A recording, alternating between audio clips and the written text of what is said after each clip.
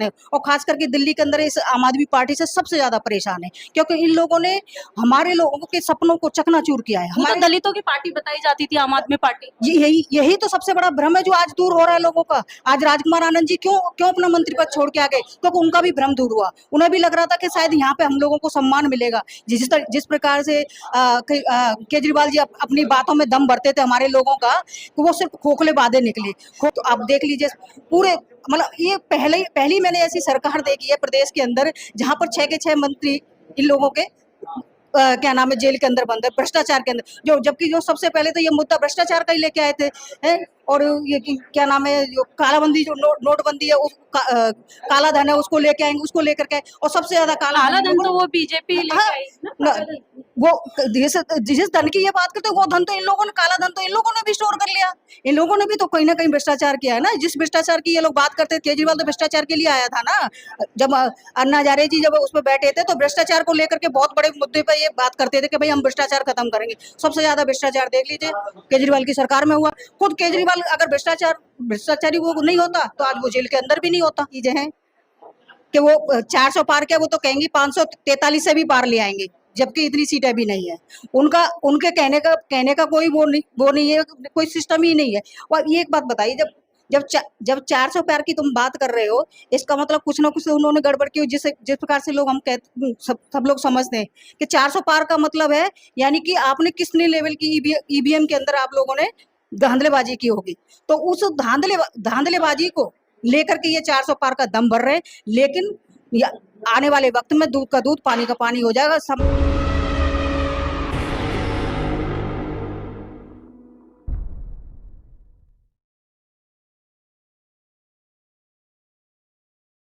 इस वक्त हम बीएसपी कार्यालय करोल बाग में और हमारे साथ रजनी जी हैं। इनसे हम बात करेंगे कि जो आज आम आदमी पार्टी छोड़कर जो इस्तीफा दिया है राजकुमार आनंद जी ने, आज बीएसपी क्यों ज्वाइन की?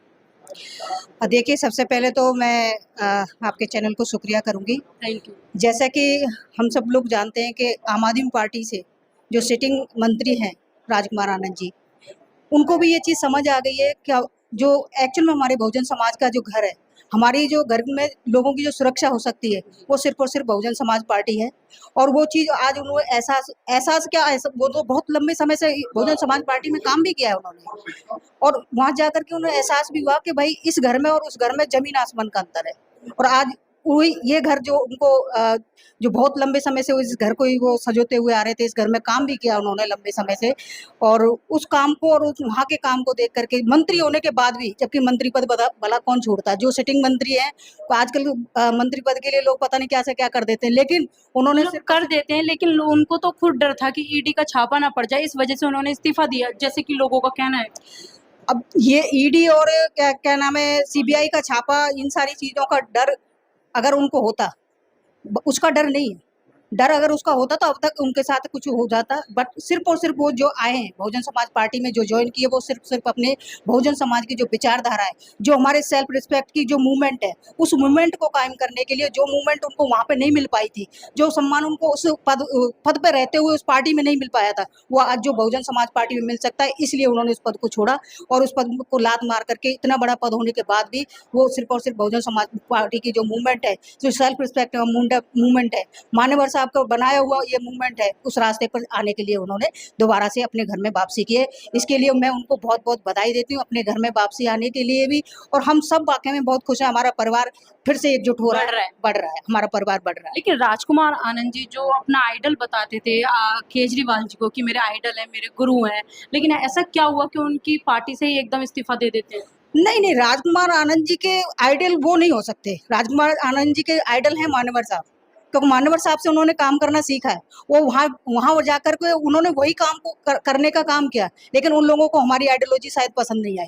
तो इसीलिए राजकुमार आनंद जी ने उन लोगों को, मतलब यहाँ हमारी जो आइडियोलॉजी, हमारी जो सेल्फ रिस्पेक्ट मूवमेंट है, वो हम चाहते हैं हमें हर जगह पर सम्मान मिले। लेकिन जब नहीं मिलता तो फिर क्या करता है इंसान, जगह ही छोड़ता है। हम तो वहां रहेंगे ना जहाँ हमें सम्मान मिलेगा।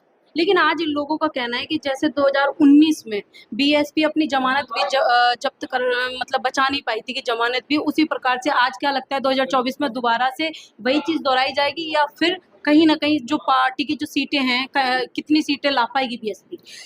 देखिए, जो 2019 में लोकसभा जो चुनाव हुआ था, उसमें देखो हर उस लोकसभा चुनाव में या कोई भी चुनाव आए, हर जगह हर समय पर कोई ना कोई समीकरण इस तरीके से होते हैं, समीकरणों के आधार पर ही चीजें उपलब्धि की जाती हैं।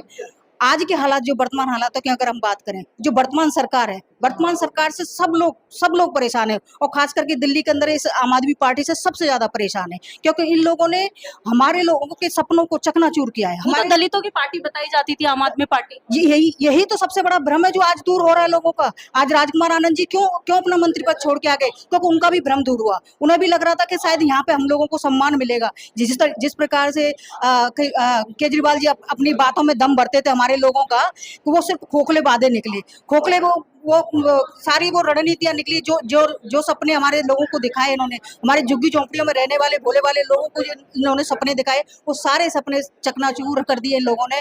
तो आप देख लीजिए पूरे, मतलब ये पहली मैंने ऐसी सरकार देखी है प्रदेश के अंदर जहां पर 6 के 6 मंत्री इन लोगों के क्या नाम है, जेल के अंदर बंद है, भ्रष्टाचार के अंदर। जबकि जो सबसे पहले तो ये मुद्दा भ्रष्टाचार का ही लेके आए थे, हैं? और ये क्या नाम है, जो कालाबंदी, जो नोटबंदी है, काला धन है, उसको लेके आएंगे, उसको लेकर के, और सबसे ज्यादा काला धन तो वो बीजेपी लेके आई ना। वो जिस धन की ये बात करते हैं, वो धन तो इन लोगों ने, काला धन तो इन लोगों ने भी स्टोर कर लिया। इन लोगों ने भी तो कहीं ना कहीं भ्रष्टाचार किया है ना। जिस भ्रष्टाचार की ये लोग बात करते थे, केजरीवाल तो भ्रष्टाचार के लिए आया था ना। जब अन्ना हजारे जी जब उसमें बैठे थे, तो भ्रष्टाचार को लेकर के बहुत बड़े मुद्दे पर ये बात करते थे कि भाई हम भ्रष्टाचार खत्म करेंगे। सबसे ज्यादा भ्रष्टाचार देख लीजिए केजरीवाल की सरकार में हुआ। खुद केजरीवाल अगर भ्रष्टाचारी वो नहीं होता, तो आज वो जेल के अंदर भी नहीं होता। तो कहीं ना कहीं कुछ ना कुछ गलत इन्होंने किया है, समाज का इन्होंने जो भावनाओं के साथ दुरुपयोग किया है, उसका उनको नतीजा भुगतना पड़ रहा है। आज वो जेल में, किसी की भी जमानत होने को तैयार नहीं है।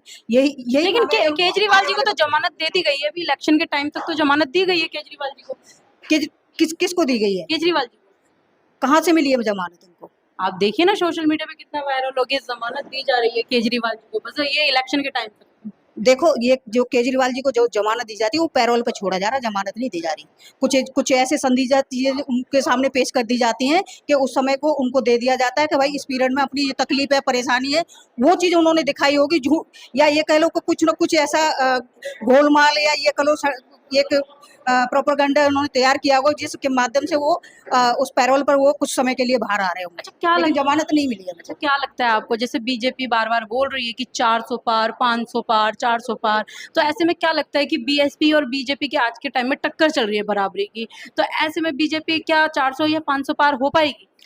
देखो, बीजेपी का क्या है, बीजेपी के हाथ में वो सारी चीजें हैं कि वो 400 पार क्या, वो तो कहेंगी 543 से भी पार ले आएंगे, जबकि इतनी सीटें भी नहीं है। उनके कहने का कोई वो नहीं है, कोई सिस्टम ही नहीं है। और ये एक बात बताइए, जब 400 पार की तुम बात कर रहे हो, इसका मतलब कुछ ना कुछ तो उन्होंने गड़बड़ की, जिस प्रकार से लोग हम कहते, सब लोग समझते हैं कि 400 पार का मतलब है, यानी कि आपने कितने लेवल की ईवीएम के अंदर आप लोगों ने धांधलेबाजी की होगी। तो उस धांधलेबाजी को लेकर के ये 400 पार का दम भर रहे हैं। लेकिन आने वाले वक्त में दूध का दूध, पानी का पानी हो जाएगा। समाज और देश की जो आम जनता है, वो सारी चीजें इन लोगों की समझ चुकी है कि ये किस तरीके से लोगों को बेवकूफ बना रहे हैं, कैसे ये धर्म के नाम पर लोगों को बलगलाने का काम कर। लेकिन लोग तो खुश है ना धर्म के नाम पर कि राम मंदिर बनवा दिया, लोगों को शिक्षा से लेना देना नहीं है, लोगों को अस्पताल से लेना देना नहीं है। जबकि एक जो कहें कि टीवी का एक एंकर बोलता है, जो सुधीर चौधरी जी और भी जो लोग हैं, वो बोलते हैं कि अगर कोई आप बीमार भी हो जाते हैं तो राम मंदिर चली जाए, अस्पताल जाने की जरूरत नहीं है। जबकि जो रामभद्राचार्य जी है, वो अस्पताल के अंदर एडमिट होते हैं। तो यानी कि कहीं कि लोगों को राम मंदिर प्यारा लग रहा है, अस्पताल प्यारे नहीं है, शिक्षा प्यारी नहीं है। देखिए मैम, जो लोग ये कह रहे हैं कि जो मंदिर के ऊपर या धर्म के ऊपर के लेकर के जो बात कर रहे हैं कि भाई मंदिर होगा तो हमारे लिए सब कुछ हो जाएगा, ये चीज भी हमारे लोगों को समझ में आ गई, आम जनता को भी समझ में आई। आज हर कोई इन सारे सवालों का मुंह तोड़ जवाब भी दे रहा है। लोग बता रहे हैं कि मंदिर हमें कोई खाने को नहीं देगा। ठीक है, मंदिर हमारा एक आस्था का विषय हो सकता है, हमारी मन की खुशी के लिए हो सकता है, लेकिन हमारा जीवन तो नहीं चलाएगा ना। इस चीज को लोग समझ रहे हैं, इन लोगों की रणनीति को समझ रहे हैं। आज वो लोग भी परेशान हैं जो चाहते थे कि राम मंदिर बने। आज वो लोग भी इस बात को कह रहे हैं कि भाई राम मंदिर तो बन गया, लेकिन हमारा रोजगार कहाँ है, हम अपने बच्चों को कैसे पालें। मंदिर में जाकर के तो हम सिर्फ पूजा पाठ ही तो कर सकते हैं, घर तो नहीं चल सकता ना। तो उनके सवालों के जवाब इन लोगों के पास आज नहीं है। मेरा एक आखिरी सवाल है आपसे चलते चलते कि जैसे संसद के अंदर, पार्लियामेंट के अंदर एक जो नेता एमपी होते हैं यानी कि दानिश अली जी, उनको बीजेपी के नेता कटुए मुल्ले करके देशद्रोही बता करके चिल्लाकर बोलते हैं, लेकिन वहाँ उन पर एक भी एफआईआर नहीं होती। लेकिन अगर बीएसपी के कोऑर्डिनेटर आकाश आनंद जी कुछ भी बीजेपी को लेकर बोलते हैं तो उनके ऊपर तुरंत एफआईआर हो जाती है, ऐसा क्यों? देखिए, इसमें दानिश अली जी के ऊपर जब ये वाली वक्तव्य बोले थे ना, सबसे पहले माननीय बहन जी ने सवाल उठाए थे और आकाश आनंद जी ने हर मंच पर से उन्होंने बोला था कि किस तरीके से शब्दों का जो इस्तेमाल कर रहे हैं, ये एक मतलब एक मानवतावादी सोच नहीं है। ये एक तरह से लोगों को मानवता को भड़काने वाली चीज़ है। अमानवीय ये इनके कृत्य हैं। तो इस तरीके के ये लोगों की जो सोच है, वो सोच कभी भी हमारे देश को एकजुट नहीं कर सकती, हमारे लोगों को एकजुट नहीं कर सकती, हमारे लोगों की समस्याओं को दूर नहीं कर सकती। तो इसीलिए दानिश अली जी ने भी इस बात के लिए भी पछता रहे होंगे आज कि मैंने उस घर को छोड़ा जहाँ पर मेरी छत थी, जो मेरे सर को बचाती थी, जो मेरे सम्मान के लिए लड़ती थी। आज वो भी इस बात के लिए पछता रहे होंगे। जिस जगह पर वो गए वहाँ पर उनके लिए कोई आवाज उठाने तक के लिए नहीं है। कांग्रेस की सोच रहे थे कि कांग्रेस शायद हमारी मसीहा बनेगी, लेकिन वो कांग्रेस ने भी उनके ऊपर से हाथ हटा लिया है।